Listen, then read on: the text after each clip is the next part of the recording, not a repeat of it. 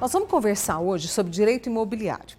Atrasou o pagamento ali da parcela, do financiamento da casa, do apartamento? Cuidado, você pode perder um imóvel.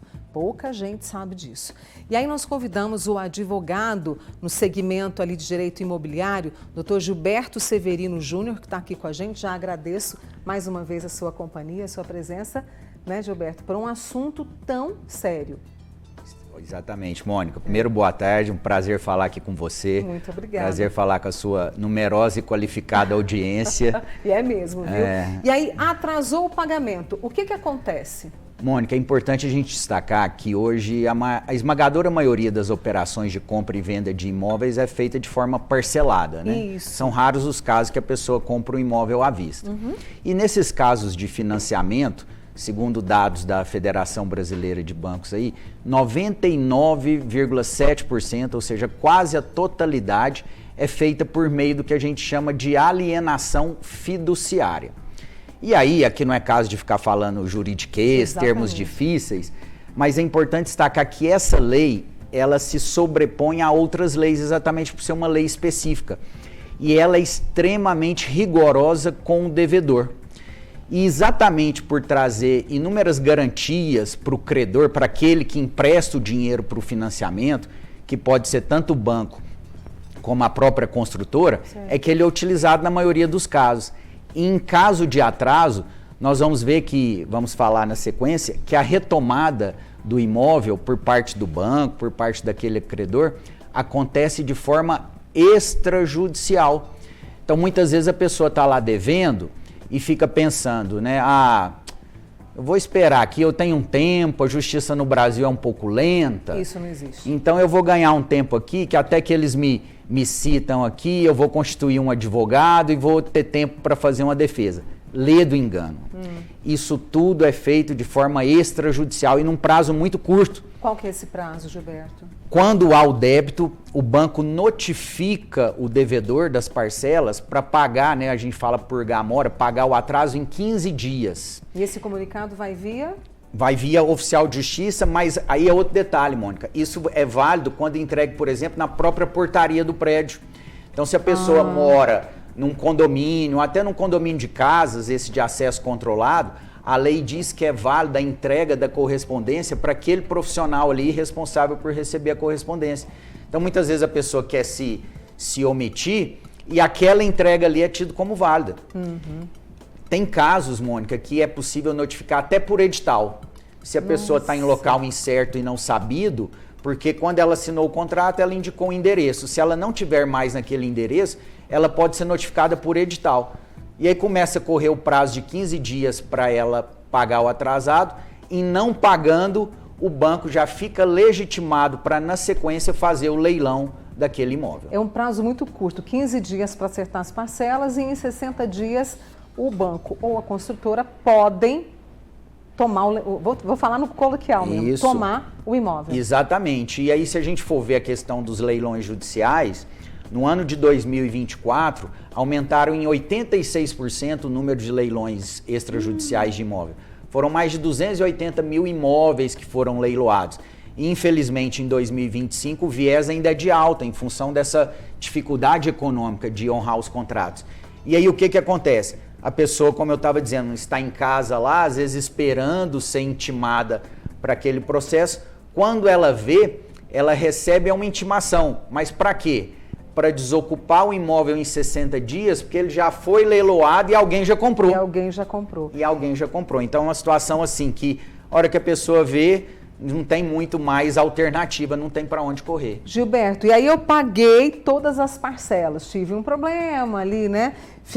Atrasei, mas eu tenho aquilo para trás. Eu vou ter o reembolso ou não, Gilberto? Na maioria esmagadora das vezes, não. E é importantíssimo esclarecer isso.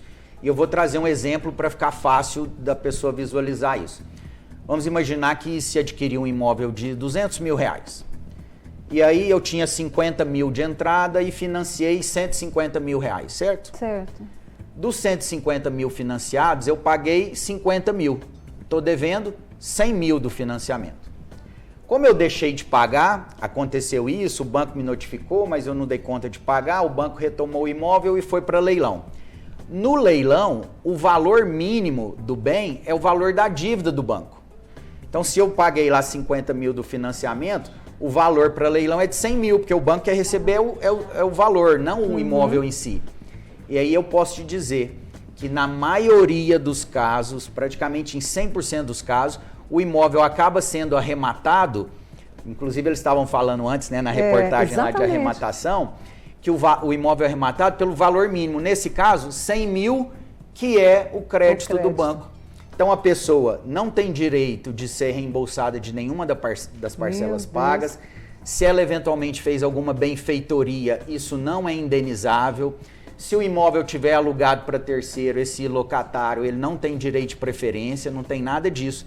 Então é uma situação muito séria e é importante que a pessoa saiba disso exatamente para não chegar, né, na hora que o caldo já entornou, o leite já derramou e querer fazer alguma coisa. Nossa, e passar por um pesadelo, um tormento, né, Gilberto? Eu tenho aqui a Elânia do Santa Mônica acompanhando a nossa conversa e ela queria saber se é vantagem quitar o débito do financiamento. Ela tem um financiamento, comprou um apartamento, já pagou 5 anos. Ó, Elaine, eu posso te dizer que assim, isso é muito casuístico, depende da realidade financeira de cada pessoa. Basicamente, o que os economistas dizem é o seguinte: quando você tem um imóvel financiado, você paga lá uma taxa de juros por esse empréstimo, né? E exatamente até por ter muitas garantias, esse juro da alienação fiduciária é baixo em relação a outros empréstimos.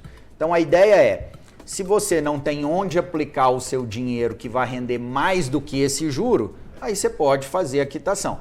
Agora, às vezes, se você tem uma outra aplicação que você pudesse ter um rendimento maior e com esse rendimento pagar o financiamento, tudo bem. Agora, não, Gilberto, eu sou conservador, estou com dinheiro aqui, sobrou, já quero resolver isso. Ótimo, já pago o financiamento, afinal de contas o contrato é bom. Quando ele estipula obrigações, as obrigações são cumpridas e tudo se resolve, né, Mônica? E tem uma outra pergunta aqui dizendo a questão dos juros, né? Se é possível diminuir. E aí, para não atrasar, é preciso um planejamento financeiro muito bem feito? Exatamente, Mônica. E aí é um ponto, né? Que a gente precisa estimular a questão da educação financeira da população. Porque veja você que muitas vezes esses contratos de financiamento são contratos de longo prazo, né? Nós temos contratos de 35 anos de financiamento.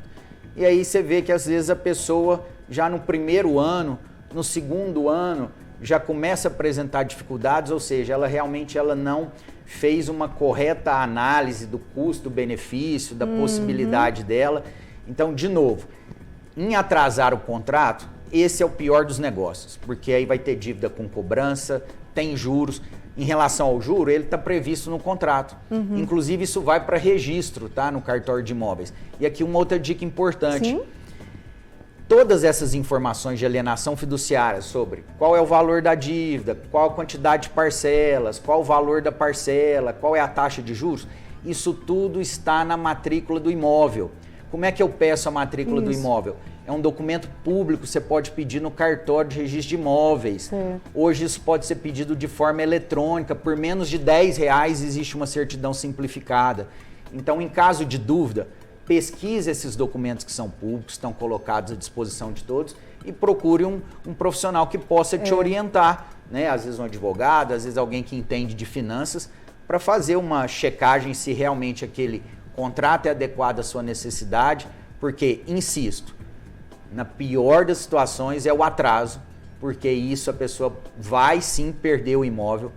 A alienação fiduciária ela é muito dura para o devedor, mas exatamente por ser dura para o devedor e dar garantias ao credor, é que ela permite que o juro seja num patamar menor, né? Quanto menor o risco, menor o juro do agente financeiro. O Danilo do Saraiva também perguntando sobre a questão, né, de amortizar as parcelas, se é vantajoso. Aí precisa avaliar, como você disse, o que para ele compensa mais.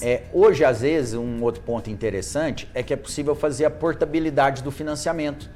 Então, a pessoa tem um financiamento num banco X, ela pode, a uma taxa de juros determinada, ela pode fazer uma consulta com outro banco e verificar se esse outro banco oferece alguma condição melhor.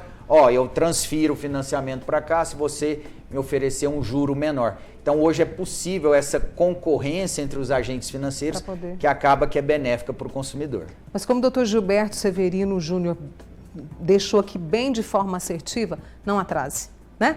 Não atrase porque é um investimento de um sonho, é um sonho, né? E compartilhe essa entrevista que estará lá no YouTube com a maioria aí da sua família, dos seus amigos, tá bom? Porque é informação de qualidade. Eu agradeço mais uma vez, Gilberto, por você ter vindo aqui ao Você e volte mais vezes, Eu tá? que agradeço, me coloco à disposição aí. Grande Muito abraço. Obrigada, viu? Obrigado. Gilberto Severino Júnior, advogado no direito imobiliário.